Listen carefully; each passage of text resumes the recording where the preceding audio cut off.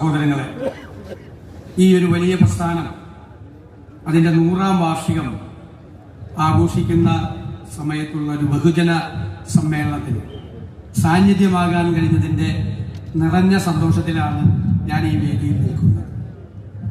ഈ പ്രസ്ഥാനത്തിന്റെ ചരിത്രത്തിലേക്ക് കടന്നു പോകുമ്പോൾ മുസ്ലിം ഐക്യവേദിയായി രൂപപ്പെട്ട വലിയൊരു നവോത്ഥാന പ്രസ്ഥാനമായിരുന്നു മുജാഹിദ്. അതിന്റെ ആദ്യകാലങ്ങളിലുള്ള നേതാക്കൾ അവരൊരു നൂറ്റാണ്ട് കഴിഞ്ഞിട്ടും ഇപ്പോഴും കേരളത്തിലെ എല്ലാ വിഭാഗം ജനങ്ങളുടെയും ഹൃദയത്തിൽ ഇപ്പോഴും ജീവിക്കുന്നു എന്നുള്ളതാണ് ഏറ്റവും പ്രധാനപ്പെട്ട പ്രത്യേകത. മുഹമ്മദ് അബ്ദുറഹ്മാൻ സാഹിബിനെ കുറിച്ച്, മൊയ്തു മൗലവിയെ കുറിച്ച്, മണപ്പാട്ട് കുഞ്ഞാമദാജിയെ കുറിച്ച്, പോക്കരാജിയെ കുറിച്ച് എല്ലാം ആവേശത്തോടെയാണ് കേരളത്തിലെ എല്ലാ ജനവിഭാഗങ്ങളും നോക്കിക്കാണുന്നത്.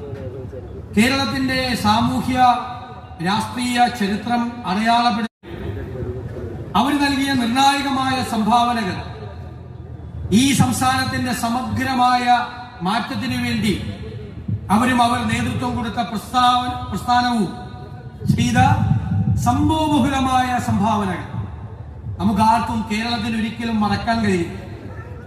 മുസ്ലിം സമുദായത്തെ തന്നെ ഒരു പിന്നോക്കാവസ്ഥയിൽ നിന്ന് ഇന്ന് കേരളത്തിൽ വിദ്യാഭ്യാസപരമായി മുന്നോക്കം നിൽക്കുന്ന ഒരു സമുദായത്തിലേക്ക് വളർത്തിയെടുത്തതിന്റെ ക്രെഡിറ്റ് ആർക്കാണ് എന്ന് ചോദിച്ചാൽ ആരും സംശയലേശം എന്നെ പറയും അത് ഇവർക്കാണ്, ഈ പ്രസ്ഥാനത്തിനാണ്. കാരണം മലബാറിൽ നമുക്കറിയാം, തിരുവിതാംകൂറിലും കൊച്ചിയിലും രാജഭരണമായി. മലബാറായിരുന്നു യഥാർത്ഥത്തിൽ മദ്രാസ് പ്രസിഡൻസിയുടെ ഭാഗമായി ബ്രിട്ടീഷ് വൈദേശിക മേൽക്കോയ്മ ഉണ്ടായിരുന്ന സ്ഥലം. അപ്പൊ യഥാർത്ഥത്തിൽ സ്വാതന്ത്ര്യ പ്രസ്ഥാനം മറ്റു സ്ഥലത്ത് സമരം നടന്നിട്ടില്ല എന്നല്ല ഞാൻ പറയുന്നു. ബ്രിട്ടീഷുകാരോട് നേരിട്ട് ഏറ്റുമുട്ടിയത് മലബാറിലാണ്. അതിൽ ബ്രിട്ടീഷുകാര് ദേശീയ പ്രസ്ഥാനത്തെയും സ്വാതന്ത്ര്യ സമര പ്രസ്ഥാനത്തെയും നേരിട്ടത് ഭൂവുടമകളെയും ജന്മികളെയും കൂട്ടുപിടിച്ചാണ്. അതുകൊണ്ട് സാധാരണക്കാരായ മലബാറിലെ മനുഷ്യർ അവർ ആ വൈദേശിക ആധിപത്യത്തെ അതിശക്തിയായി എതിർത്തു. ആ ബ്രിട്ടീഷുകാരോടുള്ള വിരോധം എന്ന് പറയുന്നത് അത് വലിയ ലഹളകളിലേക്കും മറ്റു കാര്യങ്ങളിലേക്കും നയിച്ച ചരിത്രം നമുക്ക് ഓർമ്മയുണ്ട്.